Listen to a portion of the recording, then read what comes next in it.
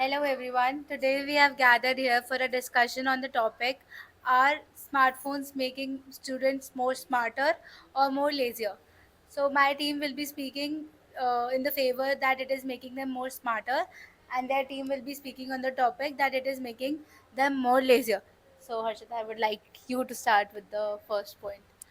Okay, so I believe that smartphones reduce the capacity of the students. Like they basically reduce the physical activities of the students because students are more indulged in the smartphones and they are wasting their times on the smartphones using different types of apps and other things for their usefulness. But side by side, they are reducing their physical activities, and I think this is the main reason that they become more lazier. So I think this is one of the main reason I would address in the point that smartphones are the basic reason that they become or they made the student more lazier.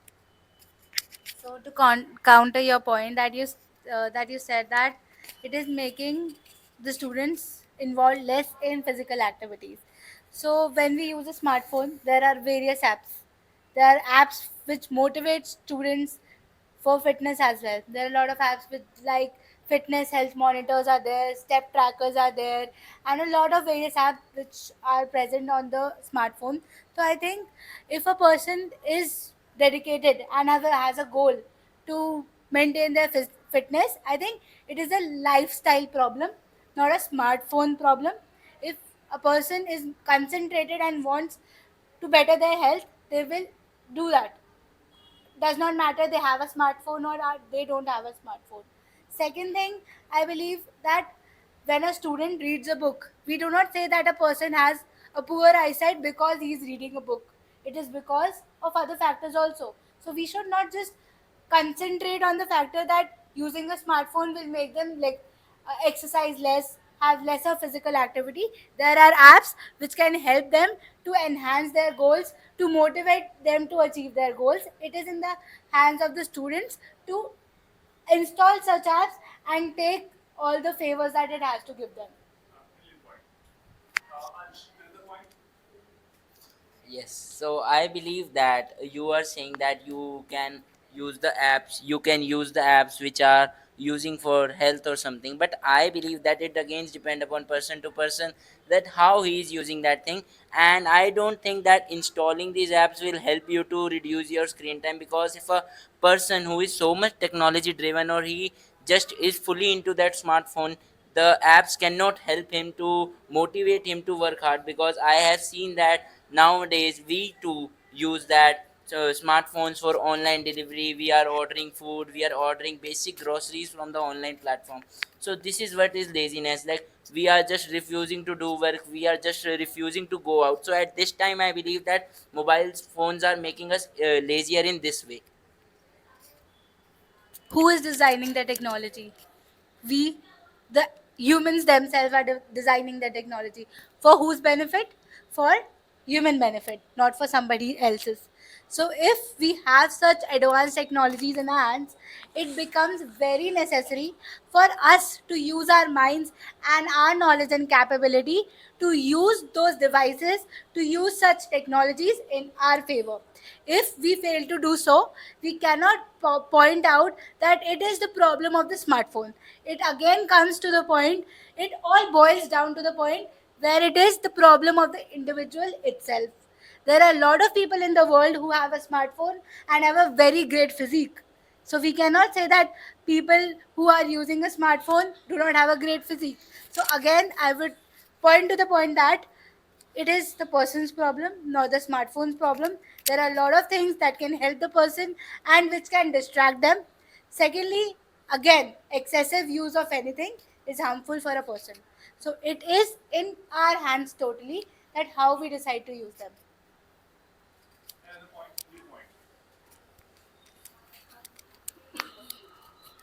So another compelling viewpoint for my this smartphone view is that there are different resources are present which we can make use of them for our study content. We can use YouTube and different type of websites, and on YouTube there are various platforms and various channels which we can use them for our beneficial, because there are different teachers who are a great who have great teaching skills, and we can make a good use of them. It depend upon us that how we are using different platforms, like I would like to say YouTube, and there are different websites, and we can say about Gemini also, and there are various AI also uses, which we can use different tools in it. So that is a point we can consider, that study resources are we can use, and we have make a good use of them to increase our cognitive skills and creative skills.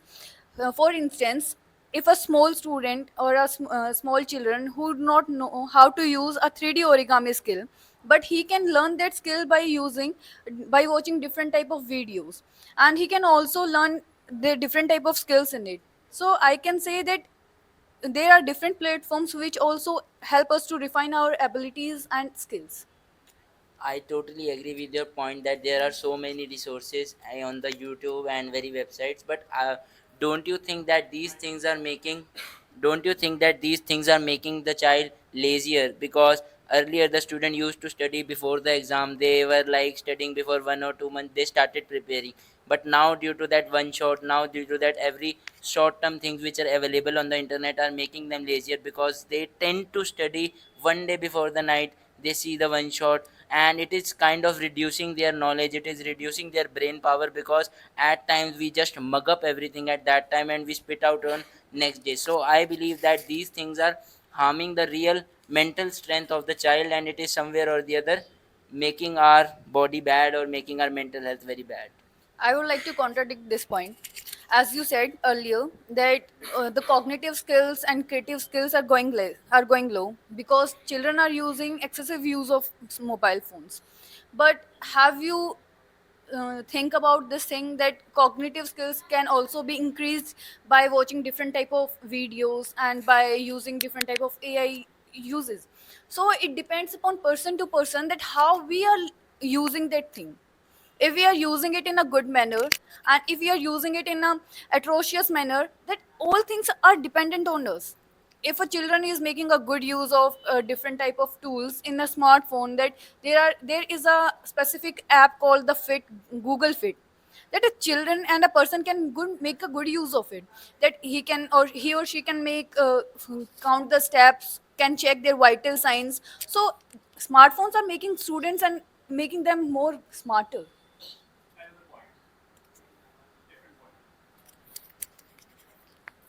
The next point is that in the previous time we have to go outside for coachings. Like if a student is preparing for UPSC exam or SSC exams, so they don't have much resources at the time that they can study at their home. They have to go outside for resources, for teachers, and they were totally dependent on teachers and the books. But nowadays what is happening that with the use of smartphones, they get easily the access of any book, any study material, any teacher. They can purchase any course and they can study from the teacher. So it is really very helpful for the student to get the knowledge very easily.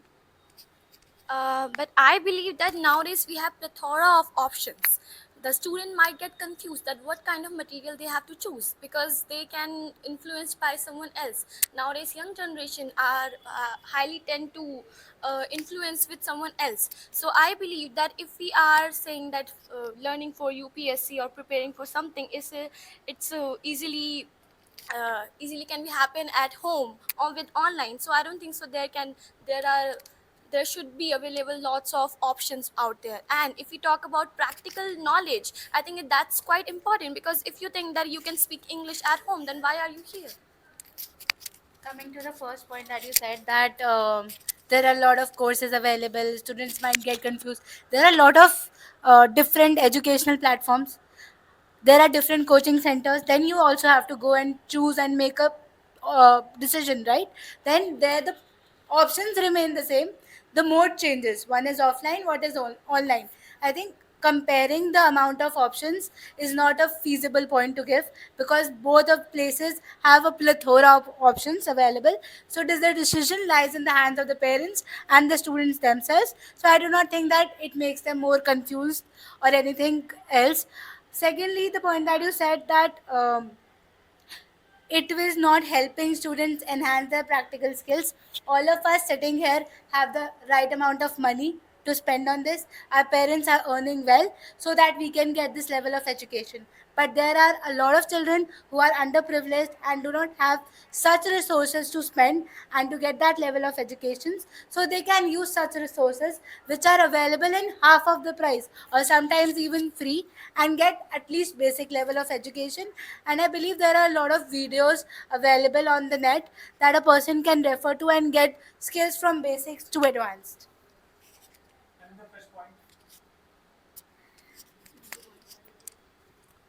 I believe that the classroom has an environment. When you are studying on or offline, at that time you are tend to be more focused, because when there are online platform, at online platform you are purchasing any course or something, so no one is watching you that you are studying or you are not studying. But in the offline centers, you are going there, you are showing your attendance, and you are somewhere focused. So I believe that at offline is better at this, because we have no distraction at that time, and we are completely focused in the front of teacher, and teacher gives us the personal attention at that time, because he knows that what he needs to do. And this also makes us more, when you are on the online courses at something, so we become lazier, we just tend to spend a lot of time in front of screen. So at that time I believe that offline centers are more better than online. You are talking about offline centers, but tell me one thing, that if there are 100 students in the class and there is one teacher who is leading all the class, so you can say that the teacher will focus on every student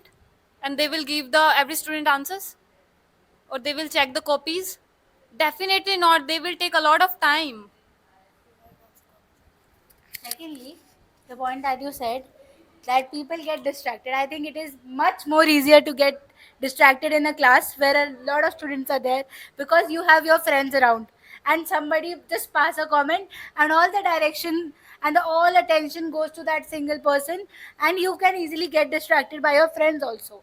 So to say that a person can easily get distracted when sitting at home in peace and quiet, when their parents are there to supervise them and see them who is studying and who is not. So I think they can make a decision what is correct for them. It does not matter that the environment that you are in. I think offline coachings tend to be more distracting sometimes.